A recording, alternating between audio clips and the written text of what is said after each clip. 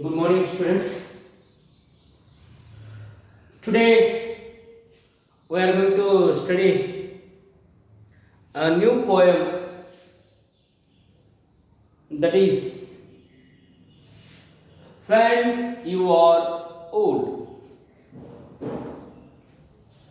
This poem was written by W.B. Yeats. This is very important poem. Usually 6 marks questions and 4 marks questions are being asked from this poem. So remember these are all the points, note down and try to by habit. Come to the content here. This is imaginary. The poet imagines or else narrator imagines here the love, his love. Come to the first lines conveys here. When you are old and grey and full of sleep, here narrator addressing to his beloved, whom he loves. So he is addressing her when you would be become the old, when your beauty falls down, you looks awkward. That time he is going to ask him about that time. So what happens there? She was sitting in front of the fire and reading this book. Here, this book means the book of poems he is now writing. Yes, this is a poem. The poem when you are old. So, in the future, when she became old, that time sitting in front of the fire and holding this book which the narrator, which the poet he was written. She was reading that book. Oh, how she feels. What type of feelings would become in her mind. So let us come to here. What happens? She will remember the past. Think so? Now she is old. And when she is old and she was remembering her past days, how her beauty was. She was so beautiful because everyone looks so beautiful when they are in, no doubt. She remembers her youthful, okay, then her soft look and her eyes, these eyes, her soft look mesmerized by the narrator. He was attracted by that. The beauty, the beauty catches his eyes. So, he is going to convey here. She was what she remembered, her youthful beauty, her soft look, her eyes. So, she was so beautiful. That's why so many people loved her movements of glad grace. Everyone loved her physical beauty. Everyone given importance her beauty itself, her grace, her happiness, her beauty, her charm, her eyes, her head. So many people fall in love with that lady because the lady was so beautiful. This is the reason why the people love her. But He told her, maybe that love is true or false. So many people love you. That love, maybe it is true or false. They admired you. They admired your beauty, not your inner character. People admired her beauty itself. They admired her beauty, but no one tried to understand the lady's inner heart. Now he is telling that the people, I am not going to finalize you that those people who love you, those all are false. No, that love may be the false, some love is true. But others, I already told you here, others loved her only physical beauty. People give an importance her physical beauty. Keep this in your mind, my dear students. But only the narrator loved her internal beauty. This is how the difference. The people, the one set of the people are there, they loved her external beauty or physical beauty. It means which is appearance, the facial beauty you may call it, her structure, whatever there. But, my dear friend, the narrator, he loved her internal beauty. Internal beauty is superior than the external beauty. But people won't, that give importance. Only they love the outer beauty, but only one, the sincere lover, you may call it. He is a sincere lover.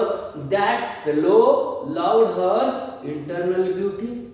Not only internal beauty, he feels her sorrows is his sorrow. Her changing faces, his changing faces.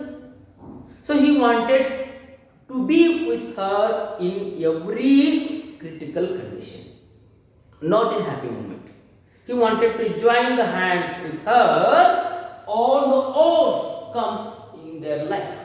He wanted to be with her. This is called as true love. ಇದು ನಿಜವಾದ ಪ್ರೀತಿ. ಕೇವಲ ಬಾಹ್ಯ ಸೌಂದರ್ಯವನ್ನ ನೋಡಿ ಪ್ರೀತಿಸೋದನ್ನೇ ಪ್ರೀತಿ ಅಂತ ಕರೆಯೋದಿಲ್ಲ. ಅದು ಕೇವಲ infatuation ಇರುತ್ತೆ, ಆಕರ್ಷಣೆ ಬೇರೆ, ಪ್ರೀತಿನೇ ಬೇರೆ.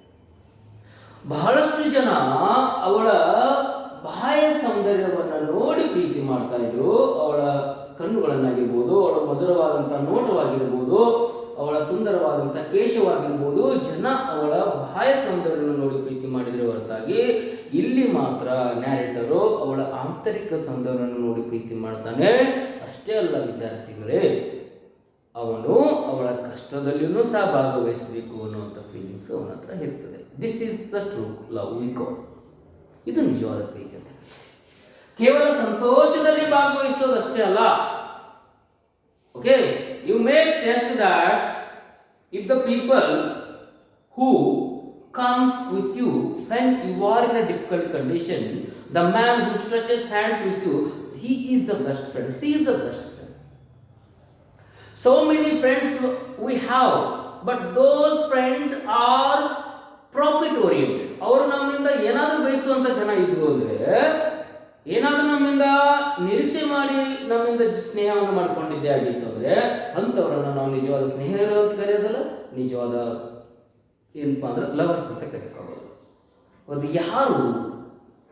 The people who always with us in a difficult condition. The man is he loved her, that soul, her soul in search of something meaningful. He loved her pilgrim soul. What type of a soul he loved?